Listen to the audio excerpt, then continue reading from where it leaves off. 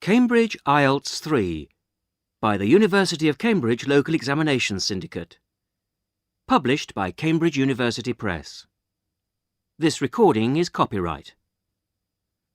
Test 1. You will hear a number of different recordings and you will have to answer questions on what you hear. There will be time for you to read the instructions and questions and you will have a chance to check your work. All the recordings will be played once only. The test is in 4 sections. Write all your answers in the listening question booklet. At the end of the test, you will be given 10 minutes to transfer your answers to an answer sheet. Now turn to Section 1.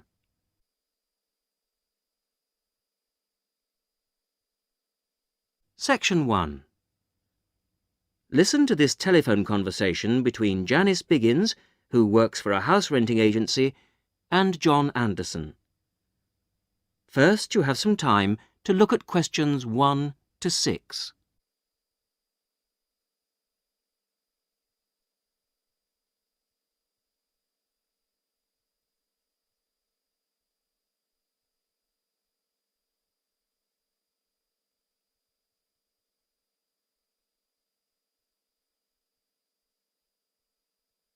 You will see that there is an example which has been done for you.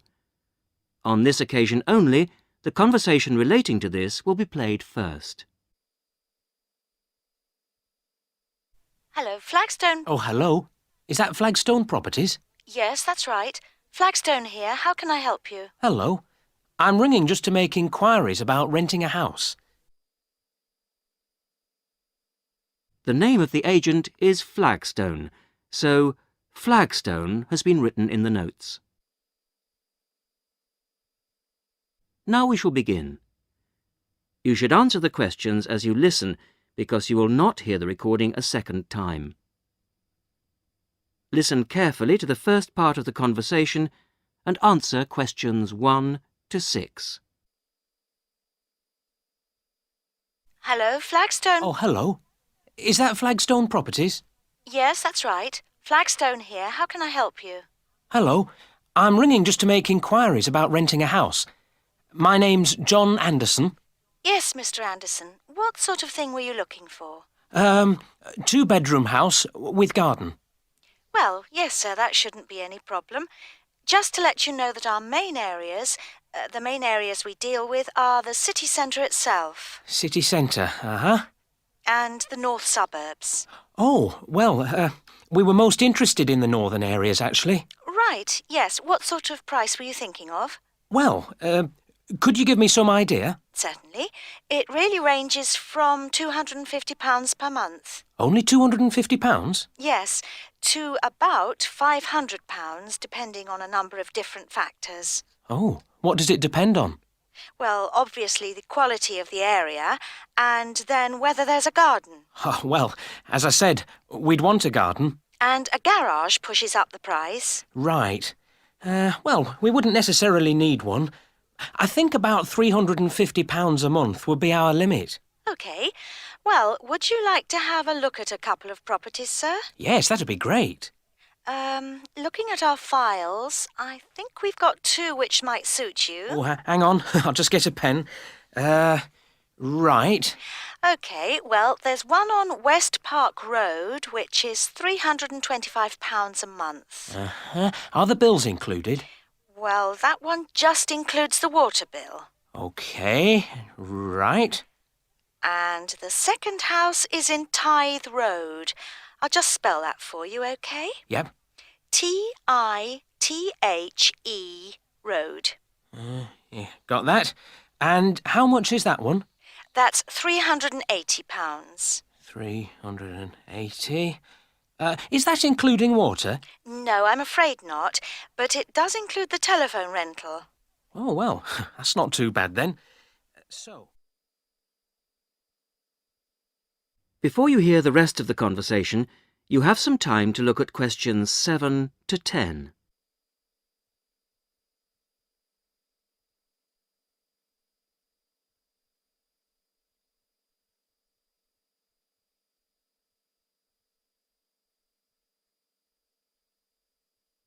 Now listen and answer questions 7 to 10.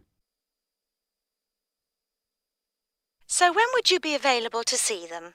Well, I'll be in town next week, say Thursday. No, I'm sorry, we don't have any availability for Thursday. How about Wednesday afternoon? OK. That's fine. Would 5 be OK? Yes, fine. 5 o'clock it is. Just come to the Flagstone offices. Oh, before I forget, what sort of things do I need to get done, to rent with you?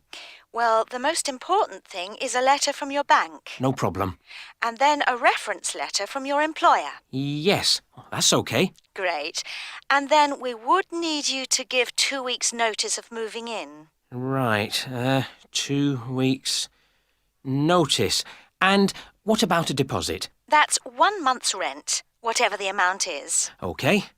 1 month. Is that it? No, sorry, one more. You will have to pay for the contract. Oh, yes, I'd forgotten about that. OK, fine. So I'll start arranging those, and I'll see you next week. Yes.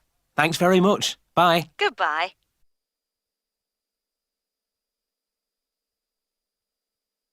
That is the end of section 1. You will now have half a minute to check your answers.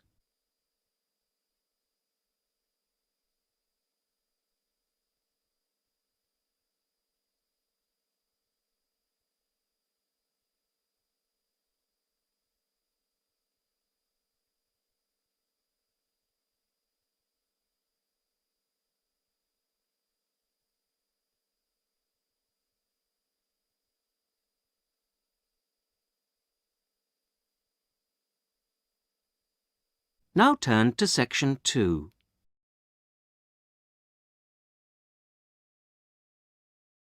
Section 2. You are going to hear a conversation between 2 women about the health system in England. First, you have some time to look at questions 11 to 17.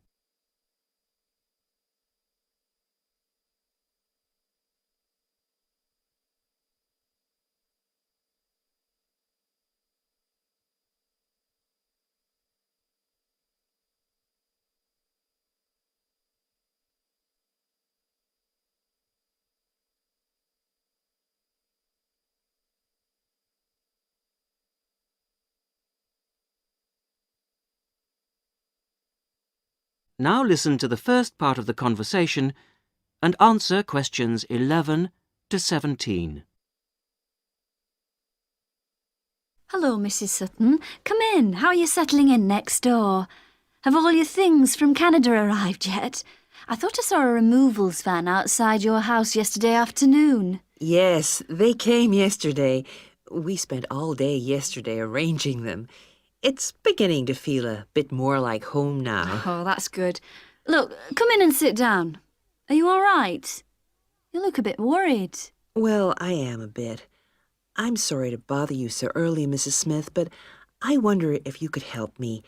Could you tell me how I can get hold of a doctor? Our daughter, Anna, isn't very well this morning, and I may have to call somebody out. She keeps being sick, and I am beginning to get a bit worried. I just don't know how the health system works here in England. All I know is that it's very different from ours back in Canada. Well, I don't know really where to start. Let me think. Well, the first thing you have to do is find a family doctor. Mm-hmm. Sometimes we call them general practitioners as well. Right. And register with him or her. If you live here, you've got to be on a doctor's list. If you're not, things can be a bit difficult. Oh. Nobody will come out to you if you're not registered. Anyway, they work in things called practices. Sort of small groups of family doctors all working together in the same buildings. Now, what you've got to do this morning is register with one of them. There are 2 practices near here, so we're quite well off for doctors in this part of Manchester. There's the Dean End Health Centre, about 10 minutes walk away. And there's another practice in South Hay. That's about 5 minutes away, going towards the town centre. We're registered at the Dean End one, but they're both OK. There are about 6 doctors in our practice and 4 in the other, so ours is quite big in comparison, and the building and everything's a bit more modern. South A is a bit old-fashioned, but the doctors are okay. Their only problem is that they don't have a proper appointment system. Sometimes you have to wait for ages there to see someone.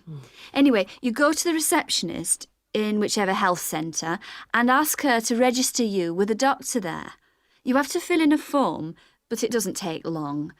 Ours is called Dr. Jones, and we've been going to him for years, ever since we moved here 15 years ago.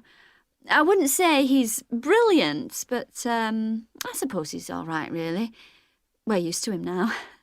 They say he's very good with elderly people, but he does tend to get a bit impatient with children. Listen, the one who's supposed to be really good with small children is Dr. Shaw. I've heard lots of people say that. She's young and she's got small children of her own, so you could try registering with her. And if her list's full, I heard somebody say the other day that there's a really nice young doctor at South Hay, a Dr. Williams. He holds special clinics for people with back trouble, but that's not really your problem, is it? Now you have some time to look at questions 18 to 20.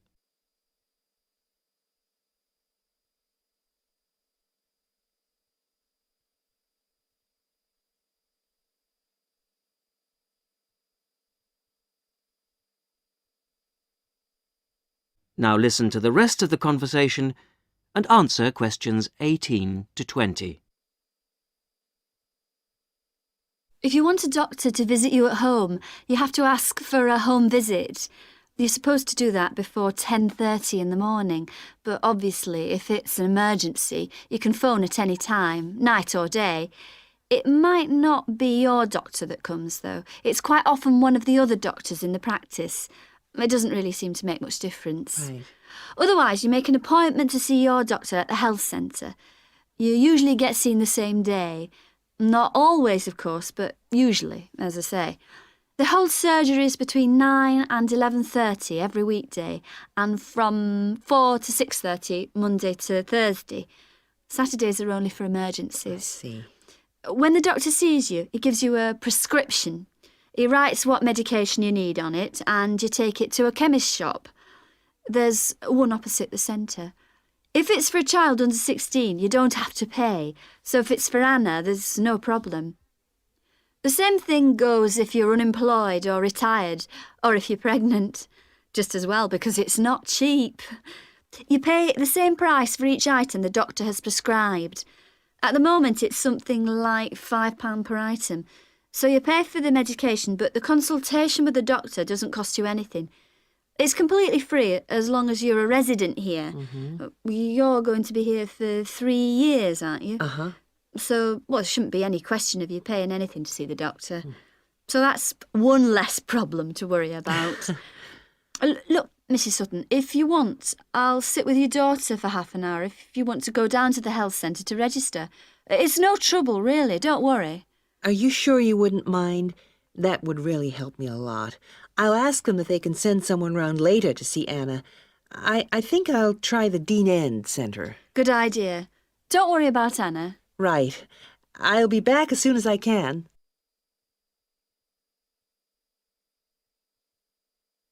That is the end of section 2. You will now have half a minute to check your answers.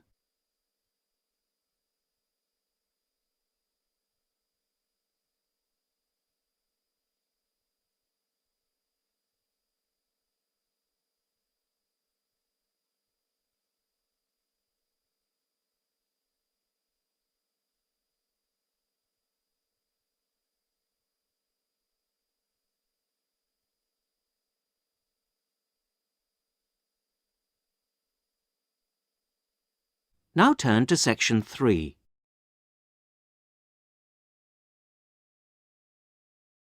Section 3.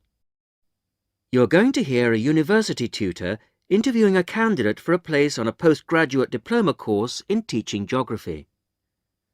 First, you have some time to look at questions 21 to 27.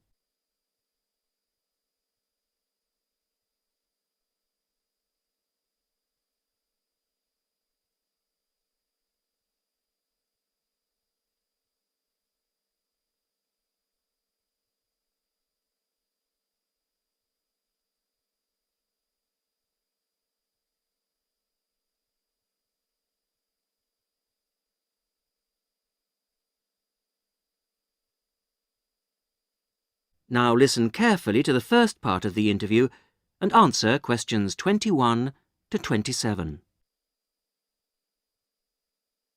Hello. Jonathan Briggs, isn't it? Yes, that's right. Do come in and sit down. Thanks. Right. Well, Jonathan, as we explained in your letter, in this part of the interview, we like to talk through your application form, your experience to date, etc. And then in the second part, you go for a group interview. Group interview. Yes, I understand. So, your first degree was in economics. Yes, but I also did politics as a major strand. And you graduated in 1989. And I see you've been doing some teaching. Yes, I worked as a volunteer teacher in West Africa. I was there for almost 3 years in total, from 1990 to 1992. How interesting.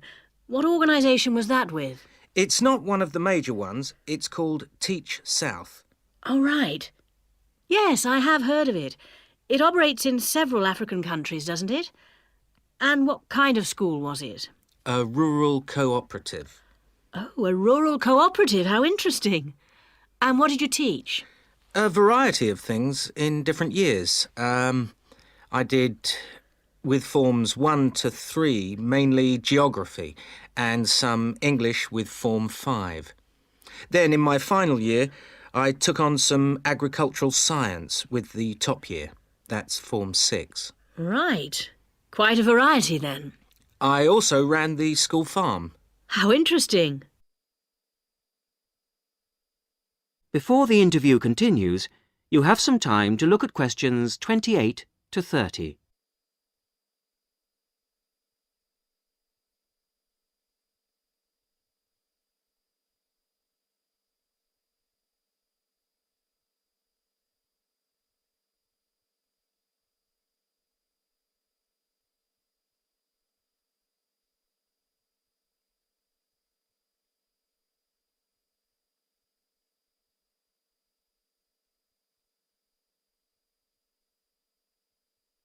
Now listen to the rest of the interview and answer questions 28 to 30. And how did you find the whole experience? I'll be honest with you. At the end of the first year, I really wanted to leave and come home. Oh, why was that? Well, I was very homesick at first and missed my family. Oh, yes, I can understand that. And I also found it frustrating to have so few teaching resources. But I did decide to stay, and in the end I extended my tour to a 3rd year. Right. Things must have looked up then. Yes, we set up a very successful project, breeding cattle to sell locally. Really? And then, after a lot of hard work, we finally got funds for new farm buildings. And you wanted to see things through. Uh-huh. And that's why you want to train to teach geography. Yes. I've had a couple of jobs since then, but I now realise I like teaching best. And I chose geography because it's my favourite subject. And also because I think it has so many useful applications. Well, you certainly have had some interesting work experience. I'll ask you now to go on to the next stage of the interview.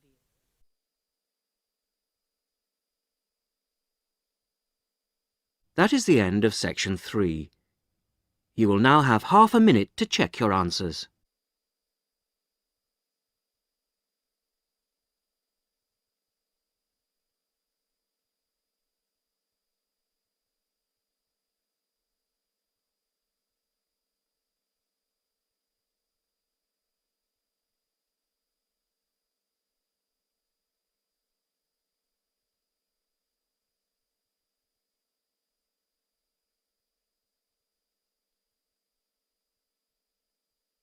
Now turn to section 4.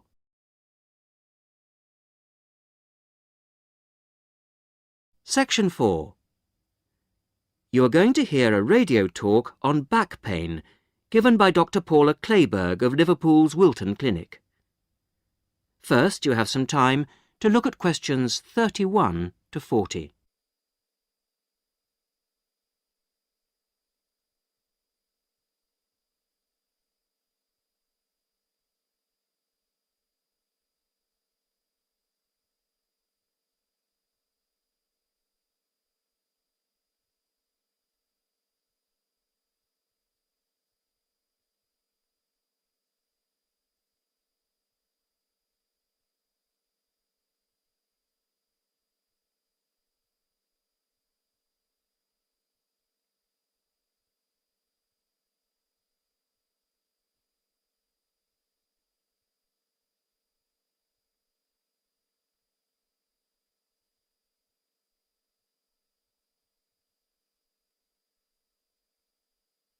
Now listen carefully to the talk and answer questions 31 to 40.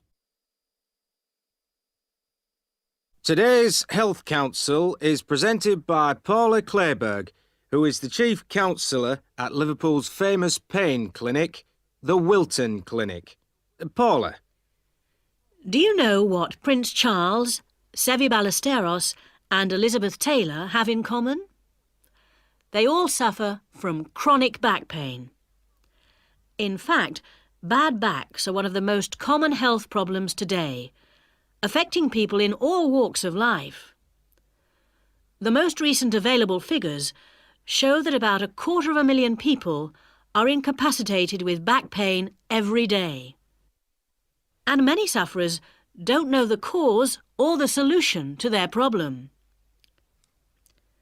The majority of our patients at the clinic tend to be women. They are especially vulnerable because of pregnancy, but also because of osteoporosis, which I personally believe to be the major cause of problems for women. I have many women patients who say they have completely given up exercise because the pain makes them so miserable. But of course, that starts up a vicious circle. Bed rest, giving up exercise and painkillers are traditional responses to back pain. But although there are many excellent drugs on the market, at our clinic we're beginning to realise the unique benefits of relaxation therapy. Other specialists in the field make a strong case for certain types of exercise, but in our experience they are easily mishandled and can lead to more harm than good. Now let's look at some of the reasons why back pain is developing into such a unique menace. In general, the body is pretty good at self-repair. A strain or a blow to a limb, though painful at the time, generally resolves itself. But the body's response to back injury can be very counterproductive. When pain strikes, we attempt to keep the back as immobile as possible, which makes the muscles tense up. Research shows that they often go into spasm, which causes further twisting of the spine. A vicious circle is underway. The second mistake we often make when stricken with extreme back pain is to go to bed and stay there. Although at the clinic we recognise that a short rest in bed can be helpful, up to 2 days, any longer makes our back muscles become weaker and unable to hold up our spine. The pain, therefore, becomes worse. Another problem is being overweight. Anyone a stone or more overweight who already has back pain is not doing himself any favours. Though it won't actually set it off in the first place, the weight will increase the strain and make things worse. The British diet could be partially to blame for the increase in back pain. Over the last 10 years, the average weight of men has risen by 11 pounds and of women by 9 pounds. So much for the causes and aggravations of pain. But what can we do to help? There are many ways in which simple day-to-day care can make all the difference. The first point to watch, of course, is weight. If you are overweight, a diet will make all the difference. Also, studies have shown that just 1 hour sitting in a slouched position can strain ligaments in the back which can take months to heal. At the clinic, we have come to the conclusion that the major cause of the problem is not with the design of chairs, as some have suggested, but in the way we sit in them. It can be useful to get special orthopaedic chairs, but remember, the most important improvement should be in our posture. Another enemy of your back is, of course, your beds. If your bed doesn't give enough support, back muscles and ligaments work all night trying to correct spinal alignment, so you wake up with a tired, aching back. Try out an orthopaedic mattress or a spring-slatted bed. Research shows that both can be beneficial for certain types of back pain. Another hazard for your back are the shock waves which travel up your spine when you walk, known as heel strike. A real find for our patients has been the shock-absorbing shoe insert. A cheap but very effective solution. And you might be better off avoiding shoes with heels higher than 1.5 inches. Though absolutely flat shoes can be a solution for some, others find their posture suffers. Finally, a word about the state-of-the-art relief, the TENS machine. A small battery-powered gadget which delivers subliminal electrical pulses to the skin. Our experience indicates that your money is better spent on the more old-fashioned remedies.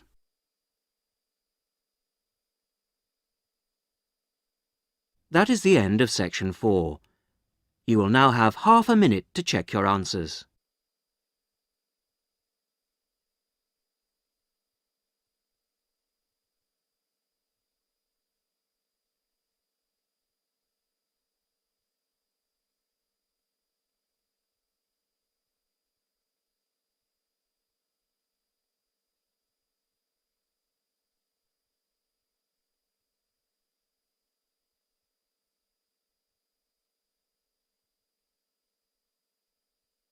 That is the end of the listening test. In the IELTS test, you would now have 10 minutes to transfer your answers to the listening answer sheet.